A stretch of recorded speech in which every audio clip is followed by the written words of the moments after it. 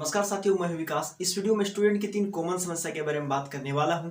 ये समस्याएं लगभग सभी स्टूडेंट्स में होता है, जिस वजह से बच्चे परेशान रहते हैं, अपनी पढ़ाई सही ढंग से नहीं कर पाते हैं। इस वीडियो में मैं आपको उन तीनों समस्याओं का समाधान बताऊंगा। स्टूडेंट्स की पहली समस्या है पढ़ते टाइम नींद आना, दूसरी समस्या है ध्यान भटकना और तीसरी समस्या है भूल जाना।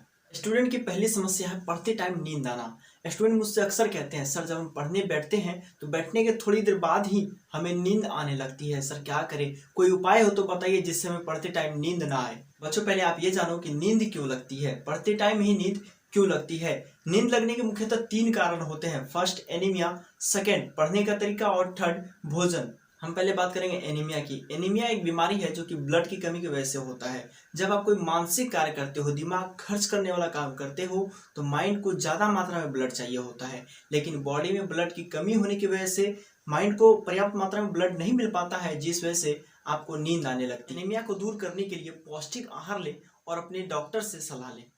नींद आने का दूसरा कारण है पढ़ाई करने का तरीका। जी हाँ दोस्तों, जब आप पढ़ने बैठते हो तो पढ़ाई करते समय आपका आसन और बैठने का तरीका भी मायने रखता है।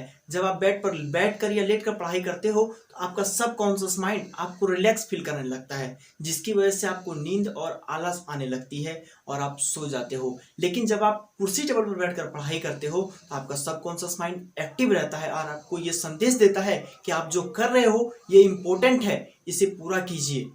इसीलिए हमेशा कुर्सी और टेबल पर ही बैठकर पढ़ाई करें। कुर्सी टेबल से मेरा मतलब है कि कुर्सी पर बैठे और टेबल पर बस्ता रखें। नींद आने का तीसरा कारण है भोजन। भोजन का हमारे शरीर और दिमाग से गहरा संबंध है। आप क्या खाते हो, कब खाते हो, कैसे खाते हो, इससे हमारे शरीर और दिमाग पर गहरा असर पड़ता है। कुछ भोजन ऐसे होते हैं जिससे शरीर को पर्याप्त मात्रा में ऊर्जा मिलती है और शरीर एवं दिमाग एक्टिव बना रहता है। ऐसे भोजन को वेकर्स अर्थात जगाने वाला भोजन कहा जाता है, जैसे चाय, कॉफी, एनर्जी ड्रिंक इत्यादि। इसे खाने या पीने के बाद शरीर में गजब सी ताजगी का एहसास होता है और नींद गायब हो जाती है। लेकिन खाने की बहुत सारी चीजें ऐसी होती है जिसे खाने के बाद शरीर आराम करना चाहता है, नींद आने लगती है, जैसे रोटी, चावल, दाल, पनीर, मिठाइयाँ आदि। ऐसे भोजनों को स्लीपर्स फूड या सुलाने वाला भोजन कहा जाता है। स्टूडेंट्स एक बात का हमेशा ध्यान रखें, आप जब भी भोजन करें तो अल्प आहार करें, यानी कि थोड़ा खाएं, 2-4 बार खाएं, कोई दिक्कत नहीं है, पर थोड़ा थोड़ा खाएं। जब आप एक ही बार में ज़्यादा भोजन करते हो तो आपके शरीर की सारी शक्ति उस भोजन को पचाने में लग जाता है, जिससे आपको नींद आने लगती है। इसलिए थोड़ा खाएं, बार बार खाएं, ज़्यादा एक बार में न खाएं। चलिए अब बात करते हैं स्टूडेंट की दूसरी समस्या के बारे में। स्टूडेंट का दूसरा समस्या है ध्यान भटकना। जब आप पढ़ने बैठते हो तो आप फोकस नहीं कर पाते, आपका ध्यान भटक जाता है। आप पढ़ना चाहते हैं लेकिन पढ़ नहीं पाते हैं। तो अभी मैं आपको कुछ टेक्निक बता रहा हूँ जिसका इस्तेमाल करके आप अपना फोकस बढ़ा सकते हैं, अपना ध्यान को एकाग्र कर सकते हैं, एक जगह स्थिर कर सकते हैं और पढ़ाई में मन लगा सकते हैं। Technique number 1, meditation. मेडिटेशन को हिंदी में ध्यान कहते हैं। आपको हर रोज ज़्यादा नहीं, सिर्फ 5 से 10 मिनट ध्यान करना है। ध्यान करने से आपका मन शांत रहेगा, आपकी याददाश्त बढ़ेगी और आप किसी भी काम में खुद को ज़्यादा फोकस कर पाएंगे। मेडिटेशन के वैसे तो बहुत सारे फायदे हैं, पर मैं आपको 3 ही फायदा बताया हूँ जो आपके लिए ज़रूरी है। मेडिटेशन पर मैं एक स्पेशल वीडियो बना दूंगा, इससे कितने फायदे हैं तब आपको पता चलेगी।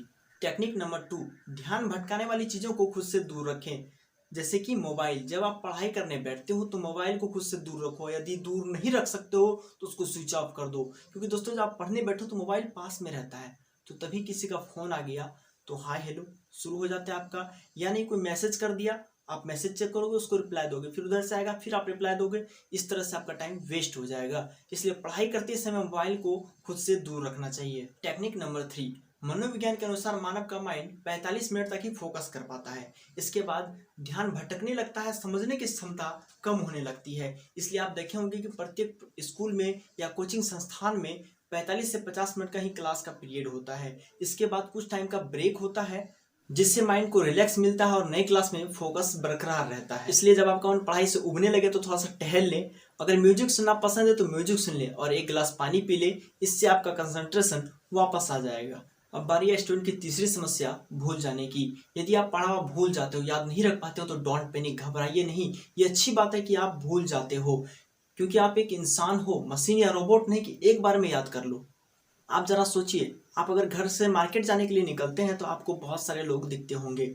अगर आपसे पूछा जाए कि आपको उनका चेहरा याद है तो आप कहोगे नहीं। अगर वही आपसे पूछा जाए कि उस रास्ते में कितने ब्रेकर थे तो आप फटाक से बता दोगे, क्योंकि आप उस रास्ते से कई बार गुजरे हो। उसी तरह किसी भी सब्जेक्ट या टॉपिक को एक बार में याद नहीं किया जा सकता है, आपको उसे 2 से 3 बार पढ़ना पड़ेगा, तभी वो आपको याद होगा। आप बचपन में वरदराज नामक बालक की कहानी तो सुनी होगी। उस कहानी में एक श्लोक था, रसरी आवत जात सिल पर पड़त निशान, करत करत अभ्यास जड़मति हो सुजान। गौर से सुनिएगा, रसरी आवत जात सिल पर पड़त निशान, करत करत अभ्यास जड़मति हो सुजान।